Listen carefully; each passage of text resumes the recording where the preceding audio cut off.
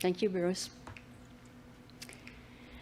Okay, the background to this study is that correlates of cognitive impairment in adults living with HIV have been identified mostly cross-sectionally in several studies, but much less is known about the predictors of cognitive decline over time among well-treated older adults with HIV.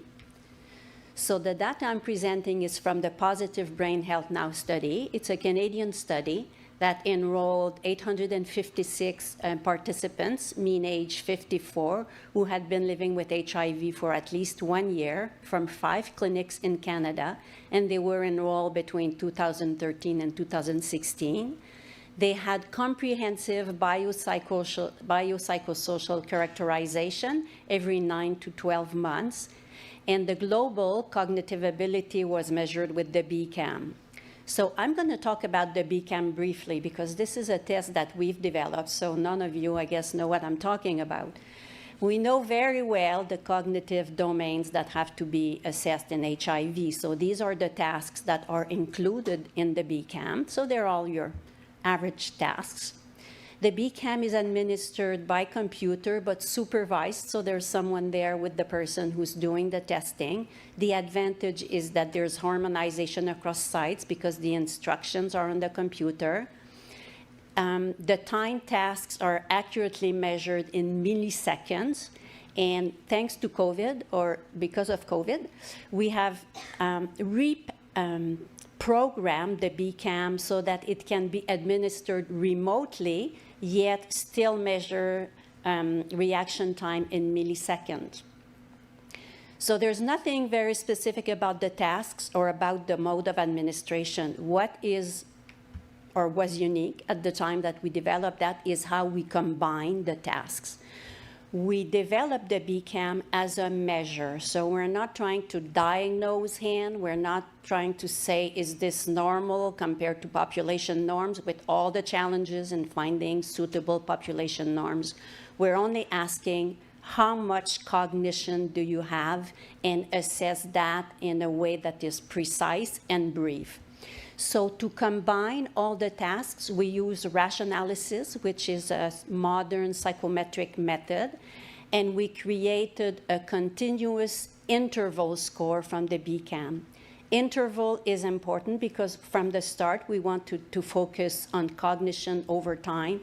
And interval means that if you go from a score of 2 to a score of 1, you have lost the same amount of cognition than if you go from a score of 1 to a score of 0. So it's calibrated. So this is sort of what happens when you use rationalysis. You don't go to norms to generate a Z score. What you do is you rescore the performance on all the tasks in different categories. The categories are delineated by thresholds, such that as cognition improves or increases, the performance on all the tasks also improves in an expected manner. So we're saying there is such a construct of cognitive, global cognition.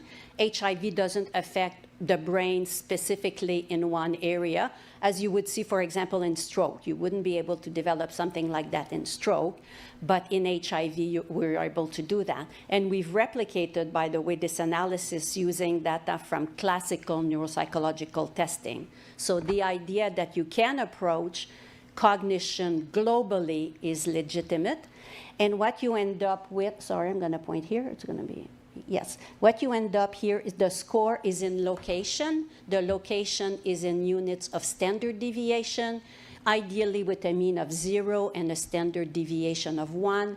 And what you have at each level is the level of difficulty of all the various tasks. So there's many other advantages to rationalysis and to the measure we've developed. If you're interested, I'm here today, I'm here tomorrow. I'll welcome the opportunity to talk about that. For now, I'm going to have to move on.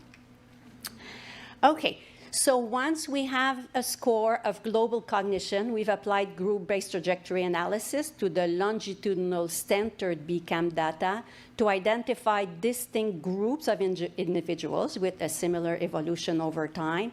And then we used a generalized model with log-link to identify baseline variables that were associated with membership to the declining trajectory. So the initial visits to identify who's at risk of declining over 10 years. So I'm going to be reporting relative risks. Okay, the result. The Positive Brain Health Now had 832 participants. We took, obviously, individuals who had a baseline, a BCAM data. We focused on 242 individuals with a minimum follow-up of 4 years, because we saw from previous analyses that there was no cognitive decline over 4 years. This is the result of the GBTA. So 3 trajectories emerged. The trajectory in red, which is flat, that includes about 49% of the participants. There's a second trajectory that has an inverted U shape that included about 26% of the participant. And then there was a more clearly declining trajectory in blue where 25% of the participants were assigned. The trajectory number 2, individuals are going up and then they're going down, sort of going back to the same level that they started. So we're not sure if with more data it's going to become more clear what happens to these people. But we decided to focus contrasting the trajectory in blue declining with the trajectory in red, which is not declining. These are the sociodemographics and HIV-related variables of the participants. 162 participants are included in those 2 trajectories. They were, as you can see, mostly men, most of them post-secondary education of European descent. Half of them about were working. They had been living with HIV for about 18 years. Current CD4 cell count, 643. Nadir CD4 cell count was low, and the vast majority were aviremic. What were the factors associated with decline? The first 2, the VAX quartile and the Framingham, with the relative risk of 258 and 218. By the way, we selected the relative risks that were at least 1.5 and with a lower level of the confidence interval that was 0.9 or above. So VAX index, Framingham, age above 60. A question about motivation. Do you have plans and goals for the future? Not at all versus a lot, which is probably an indicator of incident apathy, which is a huge problem because we're saying we know what these people should be doing to protect their brain health, exercise, eat well, do this, do that. Very difficult to sustain when you're experiencing apathy.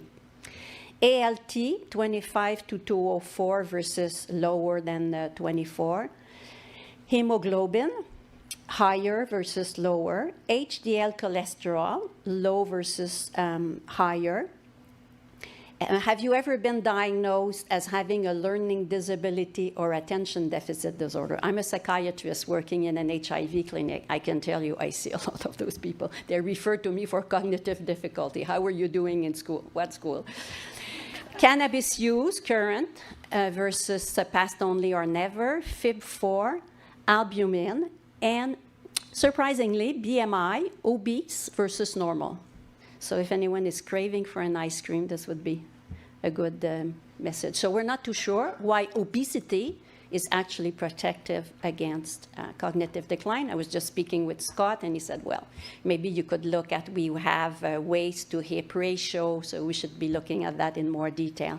And I've put some of the factors that were not predictive, including sex, nadir CD4, hepatitis C, CRP, LDH cholesterol, use of statin, BP, loneliness, anxiety, depression, sleep quality, and use of tobacco and alcohol use.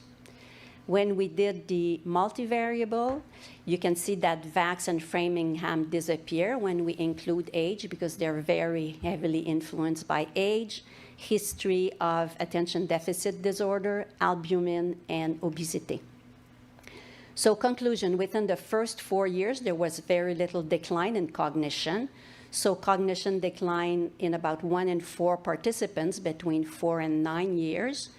Decline was associated with older age. Indicators of vascular and liver disease, current cannabis use, and a past history of learning disability or attention deficit disorder. Lack of motivation may be an early indicator of cognitive decline. Strengths and limitations, sample size of 162, but a long follow-up, and clearly if we want to identify predictors of decline, we need years of follow-up. I think that we developed the BCAM because we wanted something that wouldn't interfere with patient recruitment. It's a very low burden to participants. It takes about half an hour. It could be more brief. It's also not going to break the bank. So if you want to include a measure of cognition for longitudinal study with low burden and cheap, the goal was always for us to make the BCAM available. We first had to be convinced that we're able to detect decline with it, and now we are, which is very reassuring. We will rerun the analysis when our data are complete. You know, we had a gap with COVID, and now the participants are coming back for more visits. We need replication in another sample with a duration of follow-up of more than 4 years.